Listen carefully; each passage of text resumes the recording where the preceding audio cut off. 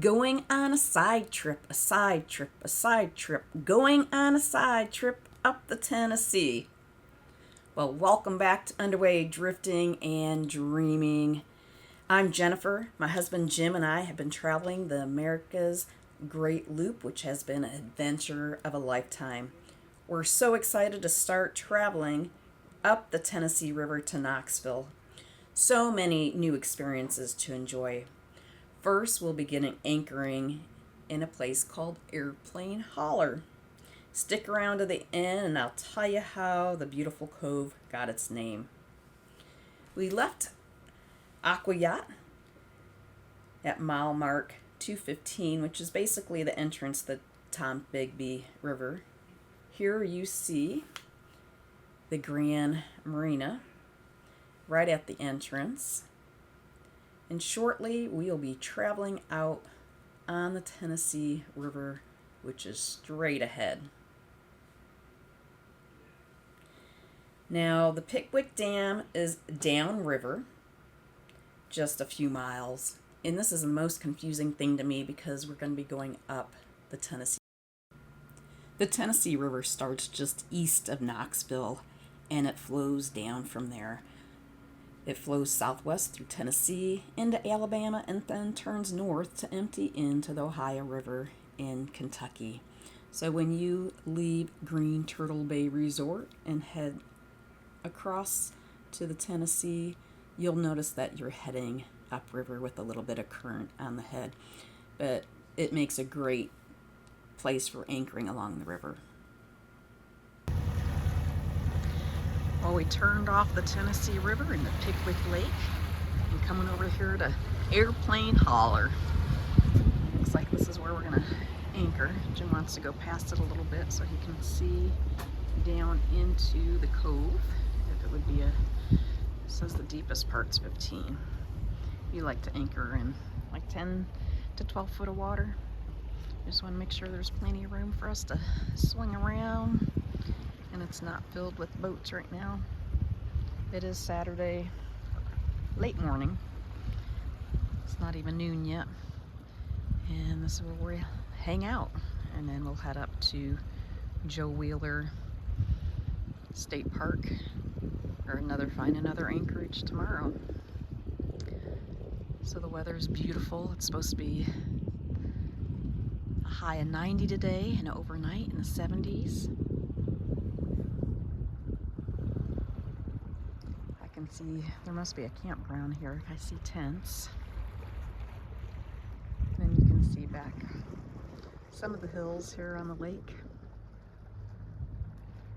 Jim's just inside checking his charts.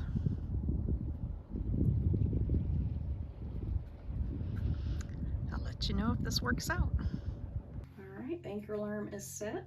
50 foot. Somewhere in here. Oh, 125. My phone's at 50. 125. We don't need to have that much.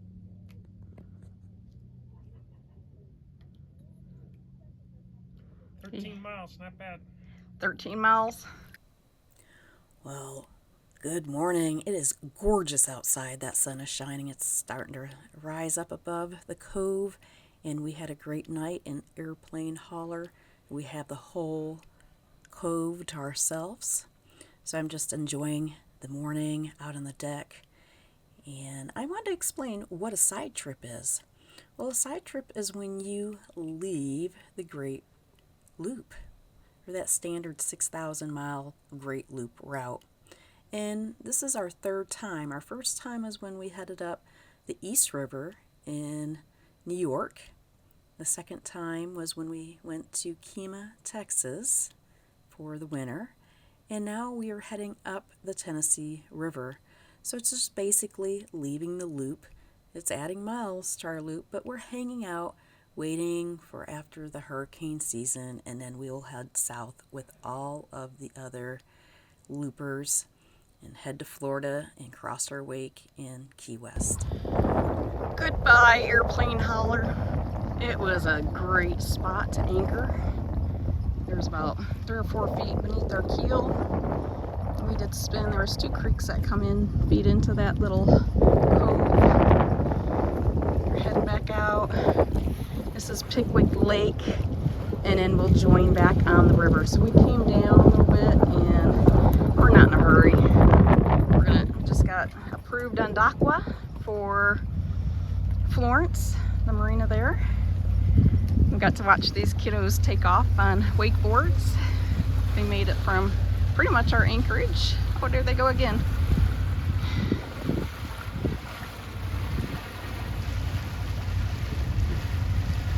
Oh, these lakes and the rivers, right off the rivers, they're just amazing.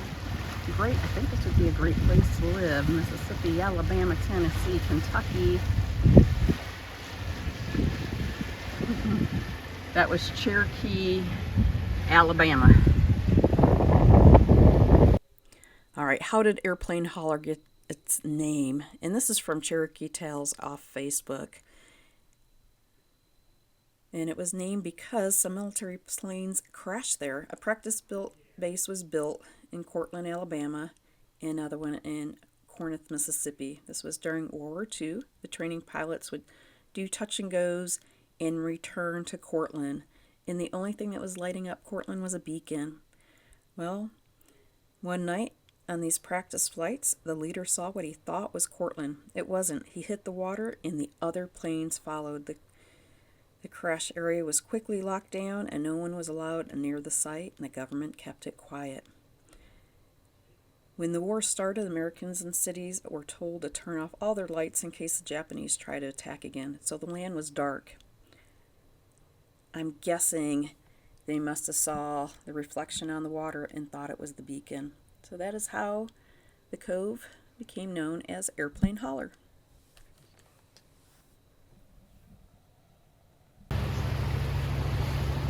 All right, check this out. It's like two rock islands with maybe sago palms coming out, or trees, and it takes you back to Hog Holler. That's pretty cool. There's a boat heading in there now. There's a pontoon boat.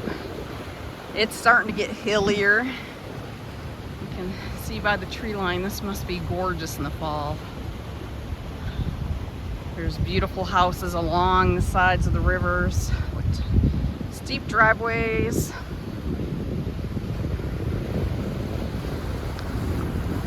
And seeing water depths up to like 45 feet, 60 feet.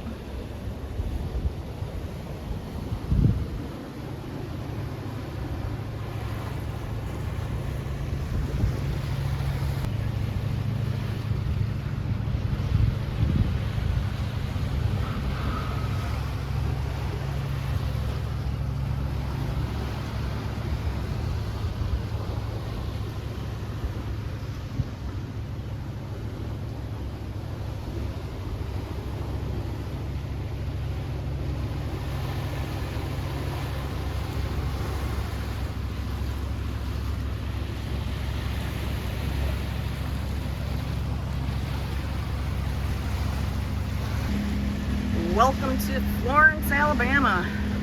I'm up here rigging the lines. I got my 4 lines rigged, 2 fenders, and I have 2 more to go.